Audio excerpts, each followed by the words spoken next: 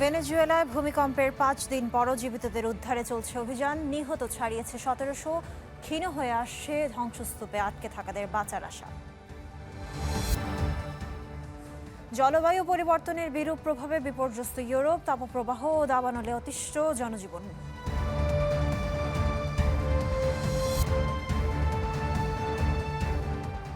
দর্শক, আপনাদের সবাইকে আমন্ত্রণ ওয়ার্ল্ড নিউজ টুডেতে। আপনাদের সাথে আছি আমি সামিয়া সেহরিস আলম। শুনছিলেন শিরোনাম, এবারে জানাবো বিস্তারিত।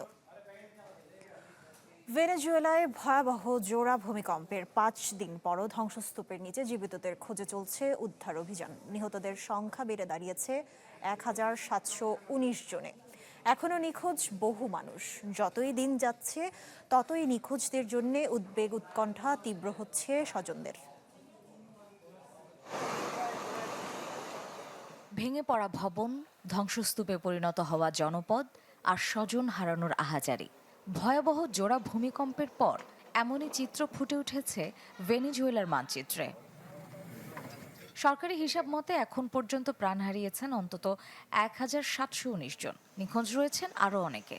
সময় যত গড়াচ্ছে, ধ্বংসস্তূপের নিচে জীবিত কাউকে খুঁজে পাওয়ার সম্ভাবনাও ততই কমছে। তবুও আশা ছাড়ছেন না উদ্ধারকর্মীরা। উদ্ধার অভিযানের পঞ্চম দিনেও ধ্বংসস্তূপে আটকে পড়াদের খোঁজে কাজ চলছে। আন্তর্জাতিক সহায়তা হিসেবে ৩০টি দেশের উদ্ধারকারী দল অভিযান পরিচালনা করছে। আমরা এখনো জীবিতদের উদ্ধারের সর্বোচ্চ চেষ্টা চালিয়ে যাচ্ছি। এই প্রচেষ্টা নিখোঁজদের পরিবারের জন্য যেমন আশা জাগাচ্ছে, তেমনি পুরো জাতিকেও আবেগ আপ্লুত করছে। ভেনেজুয়েলার উদ্ধারকারী দল এবং আন্তর্জাতিক উদ্ধারকর্মীদের নিরলস পরিশ্রম আমাদের মানুষের সামনে এক অনন্য উদাহরণ হয়ে উঠেছে। সবচেয়ে বেশি ক্ষতিগ্রস্ত এলাকা লা গুয়ারা, মিরান্ডা ও রাজধানী কারাকাসে প্রকৌশলী ও বিশেষজ্ঞদের মোতায়েন করা হয়েছে। ক্ষতিগ্রস্ত ভবনগুলো বসবাসের উপযোগী কিনা তা যাচাই করে দেখা হচ্ছে। পাশাপাশি সমান গুরুত্ব পাচ্ছে পুনর্বাসনও। এছাড়া ক্ষতিগ্রস্ত মানুষের জন্য অস্থায়ী আশ্রয় শিবির পরিচালনা ও নতুন আবাসন নির্মাণে বিশেষ কমান্ড গঠন করেছে সরকার। এদিকে সোমবার সকালে রাজধানী কারাকাসের উত্তরে ১০ কিলোমিটার গভীরে ৪.৬ মাত্রার একটি আফটারশক অনুভূত হয়। তবে এতে নতুন কোনো হতাহত বা বড় ধরনের ক্ষয়ক্ষতির খবর পাওয়া যায়নি। সবচেয়ে ক্ষতিগ্রস্ত লা গুয়ারা অঙ্গরাজ্যে বিদ্যুৎ সরবরাহ পুরোপুরি স্বাভাবিক হয়েছে। ধীরে ধীরে অন্যান্য জরুরি সেবাও পুনরুদ্ধারের কাজ চলছে। উদ্ধার অভিযান, ত্রাণ কার্যক্রম এবং পুনর্বাসন, এই কাজগুলো এখন সমানতালে এগিয়ে নিচ্ছে ভেনেজুয়েলা সরকার। তবে ধ্বংসস্তূপ সরানো, ক্ষয়ক্ষতি নিরূপণ এবং স্বাভাবিক জীবন ফিরিয়ে আনতে দীর্ঘ সময় লাগবে বলে মনে করছেন সংশ্লিষ্টরা। মার্জিয়া শ্রেয়া, চ্যানেল 24। বর্তমানে ইউরোপ লড়ছে একসাথে দুই দুর্যোগের বিরুদ্ধে। একদিকে ভয়াবহ তাপপ্রবাহ, অন্যদিকে সেই দাবদাহে ছড়িয়ে পড়া ভয়ঙ্কর দাবানল। তুরস্কে দাবানলের আগুন পৌঁছেছে জনবসতির দোরগোড়ায়, আর ইউরোপ জুড়ে রেকর্ড তাপমাত্রায় নাভিশ্বাস কোটি মানুষের জীবন। জলবায়ু পরিবর্তনের বিরূপ প্রভাবে আবহাওয়ার বৈরী রূপে দিন দিন অসহনীয় হয়ে উঠছে পরিস্থিতি। আগুন আর শুধু বনের সীমাবদ্ধ নেই, পশ্চিম ইউরোপ পুড়ছে তীব্র তাপদাহে। এর প্রভাবে তুরস্কের পশ্চিমাঞ্চলীয় ইজমিরে পুড়ছে বনভূমি। দাবানল এগিয়ে আসছে আবাসিক এলাকার দিকে, তাই আকাশভূমির সব পথেই আগুন নিয়ন্ত্রণের চেষ্টা, কিন্তু পেরে ওঠা কঠিন হয়ে যাচ্ছে। জুনের ২০ তারিখ থেকে শুরু হওয়া ইউরোপ জুড়ে নজিরবিহীন তাপপ্রবাহে ইতোমধ্যে ভেঙেছে বহু বছরের রেকর্ড।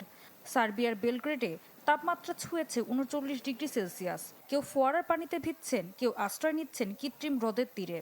অনেকে বলছেন জলবায়ু পরিবর্তনের মূল্য চুকাচ্ছে পৃথিবীবাসী। কারখানা আর বৈশ্বিক উষ্ণায়নের কারণেই এমন হচ্ছে আমরা জানি, কিন্তু এখন শুধু মানিয়ে নেওয়া ছাড়া আর কোনো উপায় নেই। হাঙ্গেরির বুদাপেস্টে পারদ উঠেছে ৩৮ ডিগ্রিতে। শহর জুড়ে বসানো হয়েছে কৃত্রিম কুয়াশা, অস্থায়ী ওয়াটার স্টেশন। শরীরে পানি ঢেলে ঠান্ডা হওয়ার চেষ্টার কমতি নেই কোনো। এটা আরো খারাপ হবে। মানুষই পৃথিবীকে ধ্বংস করছে। ইউক্রেনের কিয়েভ আর ওডেসাতেও দেখা যাচ্ছে একই চিত্র। যুদ্ধের আতঙ্ক ভুলে কৃষ্ণ সাগরের সৈকতে ছুটছেন মানুষ। প্রচণ্ড গরম থেকে বাঁচতে সমুদ্রই এখন তাদের শেষ আশ্রয়। অন্যদিকে ভ্যাটিকানের সেন্ট পিটার স্কোয়ারে ছাতা আর হাত পাখা নিয়েই পোপের প্রার্থনায় অংশ নেন হাজারো মানুষ। ইতালির 22টি শহরে জারি রয়েছে সর্বোচ্চ সতর্কতা। ক্রোয়েশিয়া, রোমানিয়া, সার্বিয়া ও হাঙ্গেরির বিস্তীর্ণ অঞ্চলও রয়েছে তাপপ্রবাহের কবলে। বিশ্ব স্বাস্থ্য সংস্থা তথ্য বলছে, জুনের 21 তারিখ থেকে ইউরোপ জুড়ে প্রাণহানির সংখ্যা হু হু করে বাড়ছে। মাত্র 3 দিনে ফ্রান্সে মৃত্যুর সংখ্যা ছাড়িয়েছে 1000। বিশেষজ্ঞরা বলছেন, মানবসৃষ্ট জলবায়ু পরিবর্তন না হলে এমন তাপপ্রবাহ সৃষ্টি প্রায় অসম্ভব ছিল। ঋতু সাহা, চ্যানেল 24। ইউরোপের তাপপ্রবাহের আরও খবর জানাতে স্পেন থেকে আমাদের সঙ্গে যুক্ত হচ্ছেন সহকর্মী তৌফিকুর রহমান। তৌফিক, আমরা তো জানি পুরো ইউরোপ জুড়েই তাপপ্রবাহে একটা জনজীবন প্রায় বিপর্যস্ত। স্পেনে প্রশাসন কি উদ্যোগ নিয়েছে কিছুটা জনভোগান্তি কমানোর? সবকিছু মিলে আমাদের জানাবেন পরিস্থিতি। সামিয়া, আপনাকে ধন্যবাদ। আপনি জানেন যে ইউরোপ জুড়ে তাপপ্রবাহে মানুষের জনজীবন কিন্তু অতিষ্ঠ হয়ে উঠেছে, মানুষ জীবন কিন্তু বিপর্যস্ত হয়ে পড়েছে। আপনি জানেন যে স্পেনে তার ব্যতিক্রম নয়, স্পেনেও কিন্তু কিছুটা তাপমাত্রা কমলেও আবার নতুন করে বাড়তে শুরু করেছে। এই এই অতিরিক্ত তাপমাত্রার কারণে বিশেষ করে আপনার আন্দালুসিয়া এলাকা বা মাদুরা এলাকা কিন্তু এখনো পর্যন্ত আপনার এই অতিরিক্ত সতর্কতা বহাল রয়েছে কিন্তু। আর আপনি জানেন যে এই অতিরিক্ত গরম এবং তীব্র তাপপ্রবাহের কারণে কিন্তু দাবানলের সৃষ্টি হয়েছে। এই সৃষ্ট দাবানলে কিন্তু দুজনের প্রাণহানির খবর কিন্তু আমরা পেয়েছি ইতিমধ্যে, এবং ওই এই দাবানল নিয়ন্ত্রণে কিন্তু দমকল বাহিনী শতাধিক দমকল বাহিনী এখানে কাজ করছে এবং ক্ষতিগ্রস্ত এলাকা থেকে বাসিন্দাদেরকে কিন্তু ইতিমধ্যে সরিয়ে নেওয়া হচ্ছে। আপনি জানেন যে কাতালোনিয়া এলাকায় এই দমকল বাহিনী কিন্তু কাজ করছে এই দাবানল নিয়ন্ত্রণে। এবং আপনি জানেন যে প্রশাসন আসলে যেটা করবে, আসলে তো এখানে তাপ প্রবাহ নিয়ন্ত্রণের কোনো সুযোগ নেই, কিন্তু যেটা তারা করছে সেটা হচ্ছে বিভিন্ন পার্কে কিংবা রাস্তার পাশে পানির ব্যবস্থা করছে এবং চিকিৎসার জন্য যেই ব্যবস্থাটা করা হচ্ছে, দ্রুত চিকিৎসা সেবার ব্যবস্থা করেছে এবং বিভিন্ন জায়গায় সতর্কতা জারি করা হয়েছে। বলা হচ্ছে যে অতিরিক্ত রোদে যেন না বের হয়, খুব প্রয়োজন না হলে যেন যে মেট্রো কিংবা যানবাহন গুলো এড়িয়ে চলার কথা বলা হয়েছে। এবং যেখানে কৃষি ক্ষেত্র, আপনি জানেন যেখানে কৃষি শ্রমিকরা আছেন, সেখানে বলা হচ্ছে যে দুপুর 12টা থেকে সন্ধ্যা 6টা পর্যন্ত যেন কাজ সীমিত করা হয়। এই সময়টাতে যেন কাজ নিয়ন্ত্রণে নিয়ে আসা যায়, এই জন্য প্রশাসন কাজ করছে। এবং আপনি জানেন যে এই আবহাওয়াবিদরা বলছে যে এই আগামী সপ্তাহ জুড়ে বৃষ্টিপাতের সম্ভাবনা রয়েছে, যে শিলাবৃষ্টির সম্ভাবনা থাকলেও কিন্তু আবার এই সপ্তাহ শেষে আবার নতুন করে তাপমাত্রা আরো বৃদ্ধি পেতে পারে বলে ধারণা করছে আবহাওয়াবিদরা। বিশেষ করে যে এখনো পর্যন্ত আজকে পর্যন্ত কিন্তু তাপমাত্রা কিছু কিছু এলাকায় কিন্তু 40 ডিগ্রিরও বেশি তাপমাত্রা কিন্তু লক্ষ্য করা গিয়েছে। এবং আপনাকে আমি যেটা বলবো যে তাপমাত্রা কিছু কিছু অঞ্চলে কমলেও কিন্তু আপনি বিশেষ করে আন্দালুসিয়া কিংবা এক্সট্রেমাদুরা কিংবা কাতালোনিয়া এলাকায় কিন্তু দর্শক, আমরা স্পেন থেকে জানছিলাম তাপপ্রবাহ দাবানলের খবরাখবর। আমাদের সহকর্মী তৌফিকুর রহমান আমাদের সঙ্গে যুক্ত ছিলেন। অন্যান্য প্রসঙ্গ, চলমান উত্তেজনার মধ্যে ইরান যুক্তরাষ্ট্রের নতুন করে আলোচনায় বসার গুঞ্জন উঠেছে। এ নিয়ে শোনা যাচ্ছে ভিন্ন তথ্য। কাতারের দোহায় যুক্তরাষ্ট্রের সঙ্গে বৈঠকের কথা বলা হলেও তা নাকচ করে দিয়েছেন ইরানের উপ পররাষ্ট্রমন্ত্রী কাজেম গারিরাবাবাদি। জানান, ওয়াশিংটনের প্রতিনিধিদের সঙ্গে কোনো বৈঠক আয়োজনের পরিকল্পনা বর্তমানে নেই তেহরানের। যুদ্ধের পর কূটনৈতিক যোগাযোগে অগ্রগতির ইঙ্গিত দিলেও দোহায় বৈঠক নিয়ে একেবারেই ভিন্ন অবস্থানে ওয়াশিংটন ও তেহরান। নিজের সামাজিক যোগাযোগ মাধ্যম ট্রুথ সোশ্যালে মার্কিন প্রেসিডেন্ট ডোনাল্ড ট্রাম্প দাবি করেছেন, ইরানের অনুরোধে মঙ্গলবার কাতারের রাজধানী দোহায় দুই দেশের কর্মকর্তাদের বৈঠক অনুষ্ঠিত হবে। এদিকে হোয়াইট হাউস জানিয়েছে, প্রেসিডেন্টের বিশেষ দূত স্টিভ হুইটকফ এবং ট্রাম্পের জামাতা জ্যারেড কুশনার এ সপ্তাহে কাতার সফর করবেন। সেখানে 18 জুন স্বাক্ষরিত যুক্তরাষ্ট্র ইরান সমঝোতা স্মারক বাস্তবায়ন নিয়ে উচ্চ পর্যায়ের আলোচনা এবং একই সাথে কারিগরি বিষয়েও বৈঠক চলবে। তবে ট্রাম্পের বক্তব্যের কিছুক্ষণের মধ্যেই তা নাকচ করে দেয় তেহরান। ইরানের পররাষ্ট্র মন্ত্রণালয়ের মুখপাত্র ইসমাইল বাঘাই জানান, আগামী কয়েকদিনের মধ্যে যুক্তরাষ্ট্রের সঙ্গে কোনো বৈঠক নির্ধারিত হয়নি। ইরানি প্রতিনিধি দল দোহায় যাবে শুধুমাত্র সমঝোতা স্মারক বাস্তবায়নের বিষয়গুলো নিয়ে কাজ করতে, যুক্তরাষ্ট্রের কর্মকর্তাদের সঙ্গে বৈঠকের জন্য নয়। এর আগে সংবাদ মাধ্যমে ইরানের উপপররাষ্ট্রমন্ত্রী কাজেম গারিবাবাদি বলেন, চলতি সপ্তাহে দুই দেশের কারিগরি ওয়ার্কিং গ্রুপগুলোর কোনো বৈঠক নির্ধারিত হয়নি, তবে মধ্যস্থতাকারী দেশগুলোর মাধ্যমে আলোচনার প্রক্রিয়া অব্যাহত রয়েছে। অন্যদিকে ইরানের প্রেসিডেন্ট মাসুদ পেজেশকিয়ান সামাজিক যোগাযোগ মাধ্যম এক্সে দেয়া এক পোস্টে বলেন, যুক্তরাষ্ট্রের সঙ্গে সমঝোতার বিষয়টি দুই দেশের দ্বিপক্ষীয় বিষয়। সমঝোতা স্মারক অনুযায়ী যুক্তরাষ্ট্র যদি তাদের প্রতিশ্রুতি পালন করে, তাহলে তেহরানও নিজের সব অঙ্গীকার বাস্তবায়ন করবে। Marjia Shreya, channel 24। World news টুডেতে নিচ্ছে একটা বিরতি, ফিরছি একটু পর, আমাদের সঙ্গে থাকুন।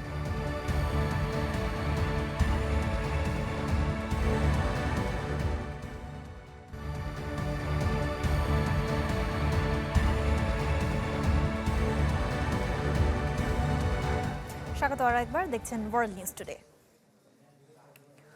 যুক্তরাজ্যে আশ্রয় প্রার্থীদের জন্য কঠোর আইন আনতে যাচ্ছে দেশটির সরকার। প্রস্তাবিত আইনে দেশটিতে আশ্রয় প্রার্থীর স্বীকৃতি পাওয়া ব্যক্তিদের রাষ্ট্রীয় খরচে থাকা খাওয়ার অংশ হিসেবে প্রায় 10,000 পাউন্ড পরিশোধ করতে হবে, বাংলাদেশি মুদ্রায় যা 16,30,000 টাকা। মঙ্গলবার এ সংক্রান্ত প্রস্তাব ব্রিটিশ পার্লামেন্টে উপস্থাপন করা হবে। যুক্তরাজ্যের স্বরাষ্ট্রমন্ত্রী শাবানা মাহমুদ জানিয়েছেন, আশ্রয় প্রার্থীর বাসস্থান ও জীবন ধারণের জন্য মৌলিক চাহিদাগুলো পূরণ খাতে ব্যয় করা হবে এই অর্থ। গত 10 বছরে অভিবাসন নিয়ন্ত্রণে প্রধানমন্ত্রী টেরিজা মের থেকে শুরু করে কিয়ার স্টারমার পর্যন্ত বেশ কিছু পদক্ষেপ গ্রহণ করেছে ব্রিটেন সরকার। তবে এসব পদক্ষেপের খুব একটা সুফল পায়নি দেশটি। উল্টো বাড়ছে অবৈধ অভিবাসীদের সংখ্যা বাড়তে থাকায় দিন দিন ক্ষোভ বাড়ছে ব্রিটিশ নাগরিকদের।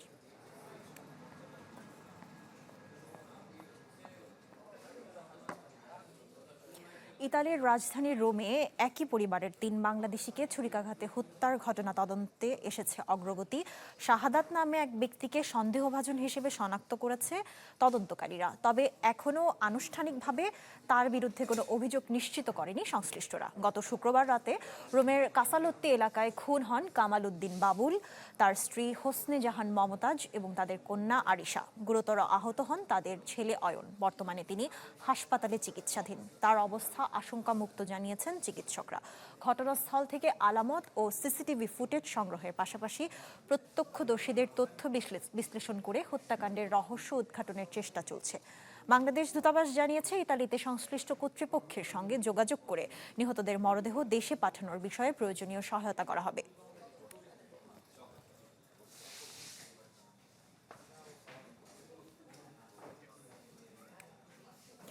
এই ঘটনার আরও তথ্য জানাতে ইতালি থেকে আমাদের সঙ্গে যুক্ত হচ্ছেন সহকর্মী সজীব আহমেদ রিয়ন। রিয়ন, সর্বশেষ কি তথ্য আছে আপনার কাছে? পুলিশ তো সন্দেহভাজন যিনি তাকে গ্রেপ্তার করার চেষ্টা করছেন, সব মিলিয়ে তদন্তের অগ্রগতি কতটুকু, সবকিছু মিলে আমাদের জানাবেন। সামিয়া, আপনাকে ধন্যবাদ। ইতালিতে ট্রিপল মার্ডারের যে অভিযুক্তকে ধরতে পুরো ইতালি জুড়ে আসলে বিশেষ অভিযান পরিচালিত হচ্ছে। বিশেষ করে ইতালির রাজধানী রোমে যেখানে ঘটেছে সেই জায়গাটিতেই আসলে মূলত তারা আইন শৃঙ্খলা বাহিনী যারা আছে তারা কিন্তু নজরদারি বাড়িয়েছে। কেননা তার যে অভিযুক্ত শাহাদাত, তার সর্বশেষ যে মোবাইলের যে নেটওয়ার্ক ছিল সেটি কিন্তু ঘটনাস্থলের আশেপাশেই ছিল, যার ফলে কিন্তু আইন শৃঙ্খলা বাহিনী যারা আছে তারা এই ঘটনাস্থলের যে আশেপাশের এলাকাগুলো আছে বা পরিত্যক্ত যেই ভবনগুলো আছে সেইগুলোতে তারা বেশি নজরদারি বা খোঁজ রাখার জন্য তারা চেষ্টা করছে। তার সাথে সাথে বিশেষ করে সীমান্তবর্তী যে এলাকাগুলো আছে সেখানেও কিন্তু তারা নজরদারি রেখেছে, যাতে কোনোভাবেই যাতে এই শাহাদাত, এই ঘাতক শাহাদাত তিনি জানি দেশ ছেড়ে পালাতে না পারে। তারই সাথে সাথে এখানে কিছু বিষয় আসলে চলে এসেছে যে এই শাহাদাতের সাথে আসলে কাদের সাথে আসলে সম্পর্ক ছিল, বা কেউ তাকে আসলে শেল্টার দিচ্ছে কিনা, কেউ তাকে লুকিয়ে রাখছে কিনা, সেটি কিন্তু তারা লক্ষ্য রেখেছে এবং যাচাই বাছাই করছে তারা। তারা তাকে আসলে বিশেষ করে ইতালিয়ান গণমাধ্যমে কিন্তু এই শাহাদাতের একটি রাজনৈতিক পরিচয় কিন্তু তারা প্রকাশ করেছে এবং শাহাদাতকে ধরার জন্য বা খুঁজে পাওয়ার জন্য কিন্তু ইতালিয়ান গণমাধ্যম সহ সকল সামাজিক যোগাযোগ মাধ্যমে তার ছবি সহ প্রকাশ করেছে, যাতে দ্রুত এই শাহাদাতকে গ্রেফতার করতে পারে। অন্যদিকে দূতাবাসের সাথে আইন শৃঙ্খলা বাহিনী যোগাযোগ করেছে। তারা বাংলাদেশেও আসলে দূতাবাসের মাধ্যমে বাংলাদেশে যোগাযোগ করেছে। বাংলাদেশে আসলে এর আগেও ২০২৫ সালে কিন্তু এই পরিবারটিকেই একটি চিরকুটের মাধ্যমে হুমকি দেওয়া হয়েছিল। সেই বিষয়টিও কিন্তু ইতালির যে পুলিশ আছে বা আইনশৃঙ্খলা বাহিনী আছে তারা কিন্তু সেই বিষয়টিও কিন্তু নজরদারিতে রেখেছে।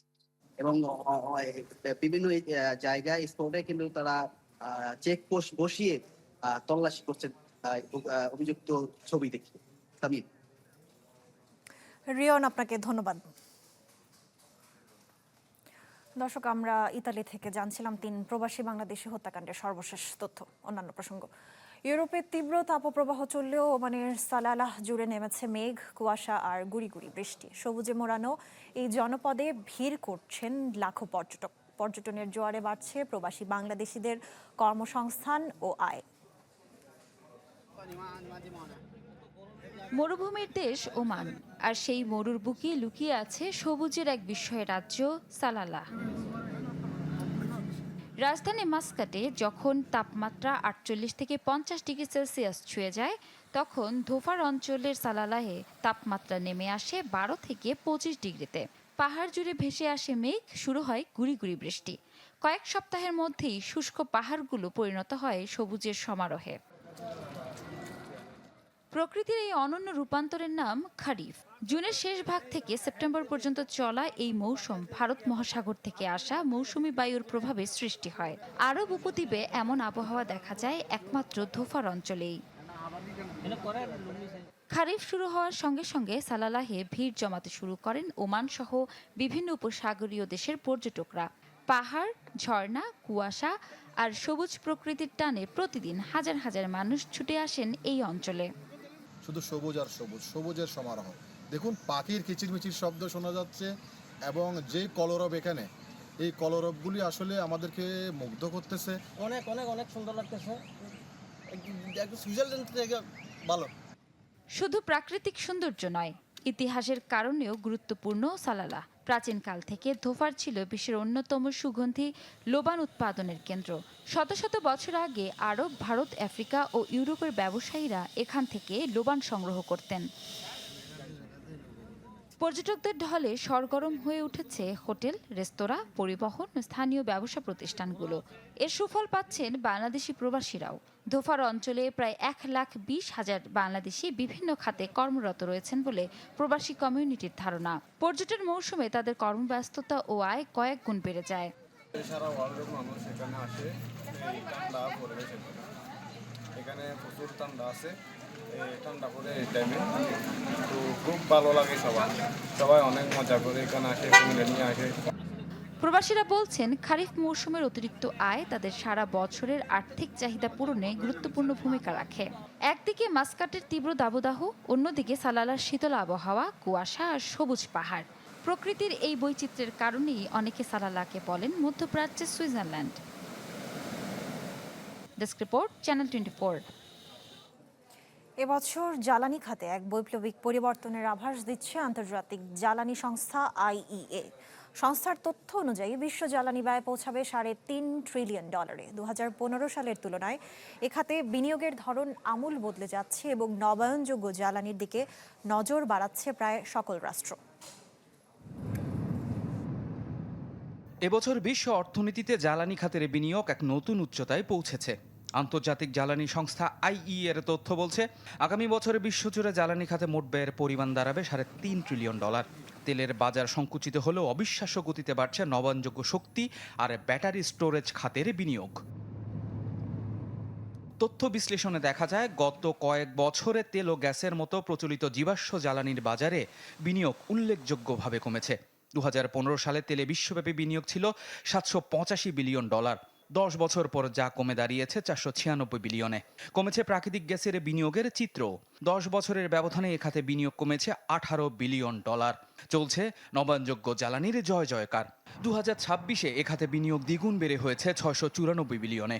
সবচেয়ে চমকপ্রদ পরিবর্তন এসেছে শক্তি সঞ্চয় ব্যবস্থাপনায়। 2015 সালে এ খাতে বিনিয়োগ ছিল মাত্র $1 বিলিয়ন, আর এবছর তা দাঁড়িয়েছে $106 বিলিয়নে। অন্যদিকে পারমাণবিক শক্তি এবং কয়লা খাতেও বিনিয়োগের পরিমাণ কিছুটা স্থিতিশীল। এবছর কয়লায় 250 বিলিয়ন ও পারমাণবিক খাতে 83 বিলিয়ন ডলার ব্যয় হচ্ছে। পাশাপাশি লো ইমিশন ফুয়েল খাতে বিনিয়োগ 7 বিলিয়ন থেকে বেড়ে দাঁড়িয়েছে 34.5 বিলিয়নে। সবচেয়ে বেশি জোর দেওয়া হয়েছে গ্রিড ব্যবস্থাপনায়। গ্রিড আধুনিকায়নে 550 বিলিয়ন এবং সার্বিক বিদ্যুতায়নে 400 বিলিয়ন খরচ হবে বলে পূর্বাভাস দিচ্ছে আইইএ। এছাড়া জ্বালানি দক্ষতা বৃদ্ধিতে বিনিয়োগ বেড়ে দাঁড়াবে 365 বিলিয়নে। সব মিলিয়ে এক পরিচ্ছন্ন ও টেকসই জ্বালানি ভবিষ্যতের দিকে এগিয়ে যাচ্ছে বিশ্ব অর্থনীতি। ইফতেখার আলম, চ্যানেল 24। দর্শক, এই ছিল আজকের ওয়ার্ল্ড নিউজ টুডে। এতক্ষণ সাথে থাকার জন্য ধন্যবাদ সবাইকে।